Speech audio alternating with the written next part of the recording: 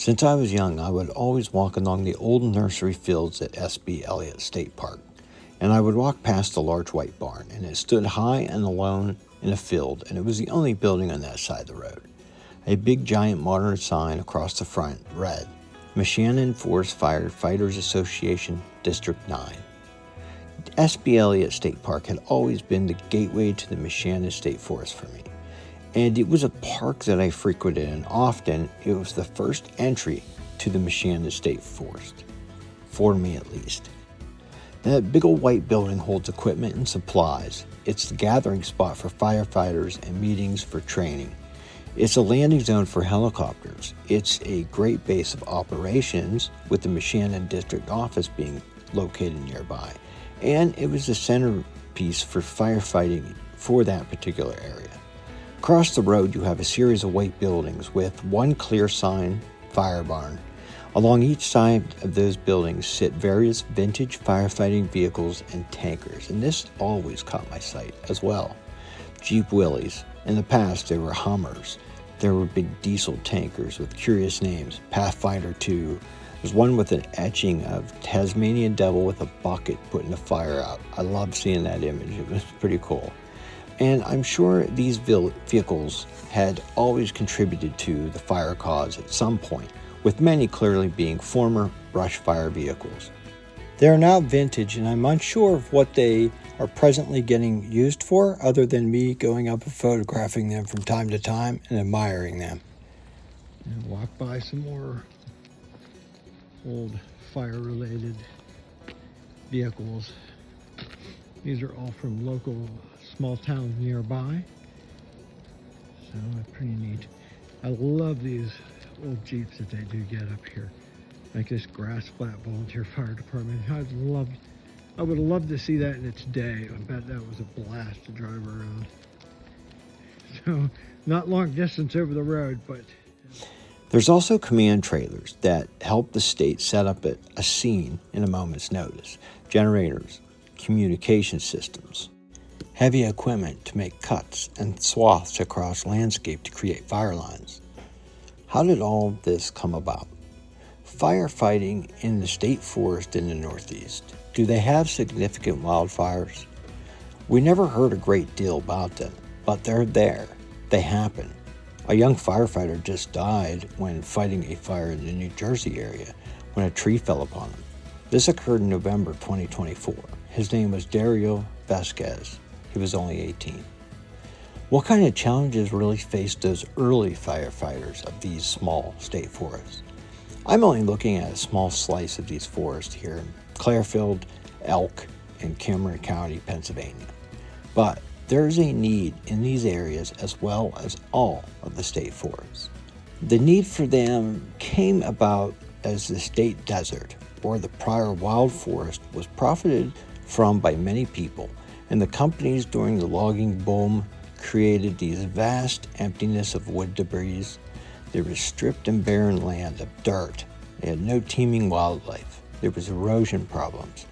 No trees standing, but lots of brush and undergrowth, prior limbs from timber tops, and stumps which would get dry, and then they would get lit by lightning, carelessness, or during the industrial years, equipment such as steam engines.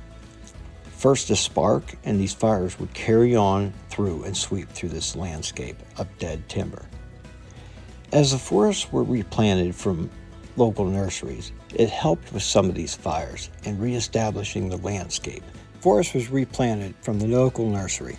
It helped with some of these fires and reestablishing this landscape. It was an all-encompassing project. I mentioned S.B. Elliott Park a great deal. S.B. Elliott was a PA legislator, and he suggested and pushed for early forest conservation efforts and starting a nursery. Pennsylvania started the Clearfield Forest Tree Nursery in 1911. By 1925, it was the department's largest nursery anywhere, and it was producing over 50 million seedling trees annually. It was run by and managed by William DeGo, and he was in charge and strongly supported these efforts for over 40 years. Then the CCC were called upon to replant those vacant areas in the 1930s, and they did many of those things. Plus, they were called upon to fight forest fires. They also developed fire control measures, roadway systems to access areas to respond quickly to scenes of fire, telecommunications. There was also a proposal to lease land to people, and it was made to encourage them to build camps all along these wooded and cleared areas, and with adding some civilians about the state game lands, or state forest lands rather, they could keep an eye out for these uncontrolled fires. It was just an added layer of protection. There were observation of fire towers established as an early warning system. There are towers for Quahana and all the way through the Moshannon State Forest. There's cement pylon bases which can be found off of Three Falls Road. A new Chestnut Ridge Tower, which is close to the old Nobbs Hill Tower between Quahana and Elliott Park, or the location of where the tree nursery was. That also had old Smith's Fire Tower in the same place. It's no longer there. Others lie about in the Moshannon State Forest with Rattlesnake Tower and more, and even a new tower on Clarefield Mountain, Rockton Tower. And it's just down the road, there's a very strange orb-like building for alien communications. So I heard. These towers would communicate and alert as to how many clicks or kilometers away a fire may be, and then the planning would go on from that point. There were many more towers dotting the map as early sentries to alert for those problems, and in all, Pennsylvania had 50 total towers, 48 publicly known and 2 on private property. In today's management, there's selective lumbering to help control underbrush with the cutting. Then there's prescribed burns, which take place each year to get rid of the further underbrush. What were the risks in these small forests? Forest fire management staff have been lost over the years in Pennsylvania to various circumstances, from being hit by a car while directing traffic to a traffic accident on the way to a fire. In 1938, a fast-sweeping wildfire tore through Elk State Forest, claiming the lives of 8 firefighters. It was the Pepper Hill Fire disaster. There is a historical marker in Cameron County to mark the deaths of these firefighters from Cameron CCC Camp S-132. They were Gilbert Money, 28, Bogish, 19, John Bowen, 19, Ross Hollabaugh, 18, Stephen Jakowski, 17, Howard May, 18, Andrew Stefanik, 18, and George Vogel, 17.